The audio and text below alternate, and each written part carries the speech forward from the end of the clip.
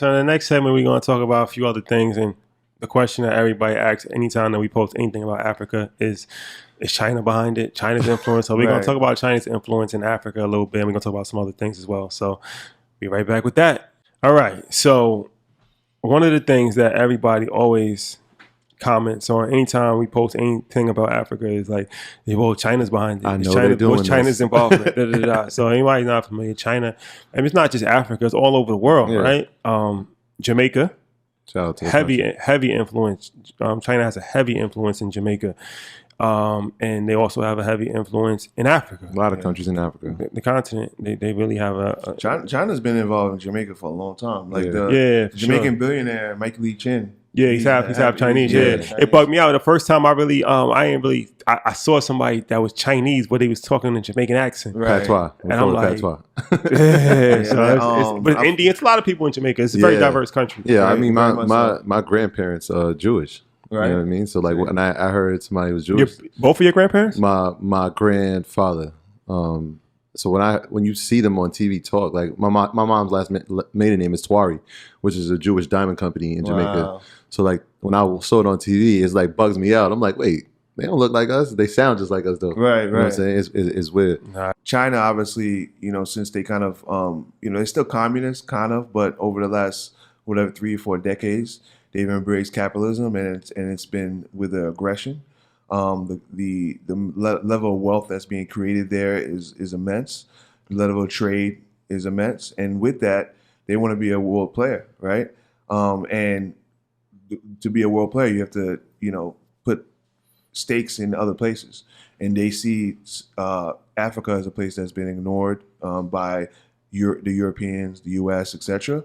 And there's a lot of opportunity, and the way they're doing it is by using financial capital as well as human capital, right? So what there's a lack of infrastructure across the continent.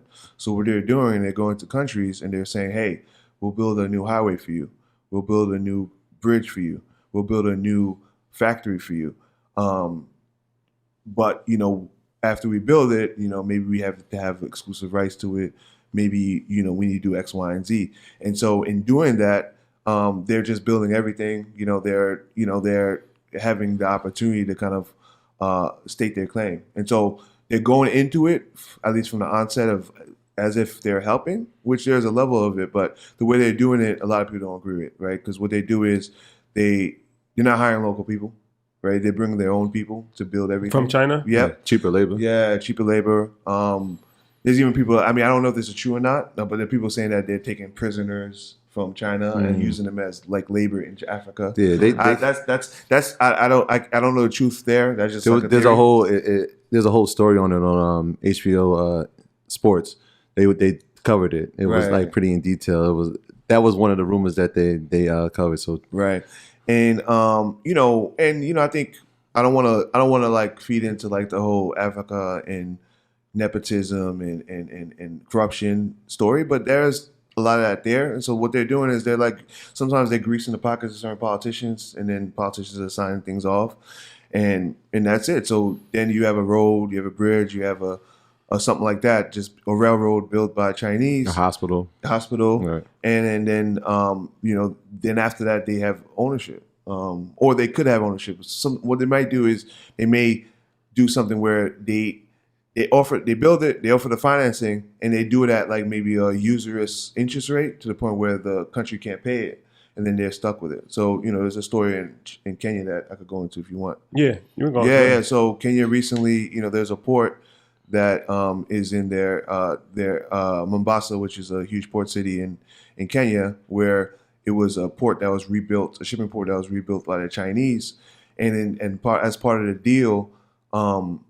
Somehow they built it, but they lent Kenyans money to pay them for building it, and then Kenyans could not keep up with the interest rates, and they took the port over. But what was said is it's temporary, but things are not always not temporary. That's what they did in Jamaica too. Right. So they built the airport. They bailed the airport out, like the second largest airport in Jamaica, and it's like on a 20-year lease. Like they own it for 20 years, but then they can buy it back at the 20-year mark.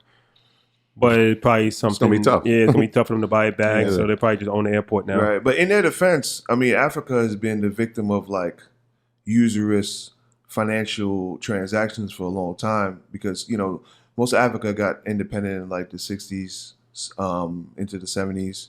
There have been multiple dictatorships and all type of stuff. And when they got independent, these European powers that were involved just pulled out, didn't care. They left the countries in bad shape. And the World Bank, IMF, came in. And a lot of those loans were with caveats that were not great for the countries. And so China's doing this, kind of just stepping in that role a little bit. And to the country, they're like, at least these people are building us stuff.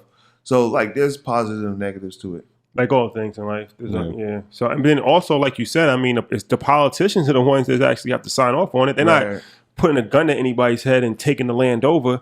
So ultimately, if they are taking over Africa, it's the politicians' fault. Right.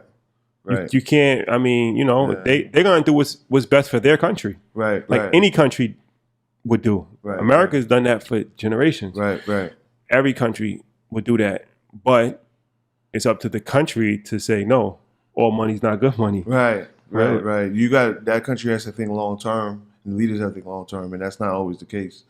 And another reason why they love Africa is because they've been building so much in China. They need materials for that, and there's materials in Africa. Every material in Africa. So, it is the land of natural resources. You can't do. They realize you can't do what they did in the 1800s, 1900s. Just come take in with it. guns and whatever. Like, all right, let me do a deal with you. I'm gonna go and build this school, build this hospital, give you buses, do whatever. And by the way, like that mining over there, like like I see. Can we get in? I see Belgians doing some stuff there. I see some British. Like, why don't you just like let us hold that ourselves, because we're really your friend. So yeah, they're definitely being strategic about it. Yeah, it's a gold continent for a reason. You know what I mean? So in terms of like Americans of African descent, what do you think long term as far as investments in the continent? Yeah, I think it's very, very important for us to be involved. I think there's a lot of opportunity.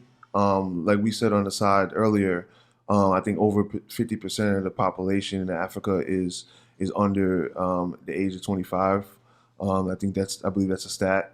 That Africa is one of the Africa and Asia are the only two continents where the population is growing. Like the U.S., Europe, Japan, like these are places where people are having less and less children, so there's less and less people. Whereas in Africa, it's growing, so therefore, obviously, you have more talent and also more consumption. Obviously, this is a place where people of African descent, wherever they are, it's more of an asset, looked upon as an asset. Like it's not as easy for us to just drop in Belgium or drop in Malaysia and just open up a business. But like, I'm not saying it's easy in Nigeria or Botswana, but it's easier, right? I think it's just important. Like, we come from that continent originally. Everybody has a different story about how they ended up here, right? And I think it's very important for us to like take part in its resurgence. Now, for sure, I seen Akon. He said that he encouraged all Americans, Black Americans specifically, to go back to Africa and take your talent, like whatever talent you have, whether it be real estate, whether it be manufacturing, construction, music, whatever, and establish business there. Because he was like, it's still a learning curve where it's still learning, and we might have the expertise to help out. Right. And like you say, even if you've never been, it's still a connection on a certain level. It's got to be a connection for sure. So there was I was speaking to a gentleman in Atlanta stop, and he does work in Africa, and he was telling me something. This might be true or not. If you can prove like through like your ancestry.com or something like that, if there's any ties to a country in Africa, like you can get dual citizenship within like 6 months. Is that true or not? I think Ghana was offering African Americans, I think they still are, citizenship. Okay. It was like part of a campaign, come home campaign that they were running. I'm pretty sure Ghana was doing that. I'm not familiar with any other country, but I know Ghana specifically was offering that, and I think they still are offering that. So shout out to Ghana for sure. Sure. We got to go back. Like we said that on... We got to go. Period. No, not go back. I'm sorry. We got to go. Yeah, we got to go. We got to do something out there. Yeah, that's new wave. I saw on IG New Year's, like there are a lot of celebrities, a lot of people going to Accra to celebrate New Year's. So yeah, I hear Emmy talking about that all the time. He spends like the last 2 weeks of the year in South Africa. Right. Yeah. South Africa is beautiful. Yeah, I want to go out to Africa, period. You know, there's so many different places in Africa. So, yeah, we definitely got to touch the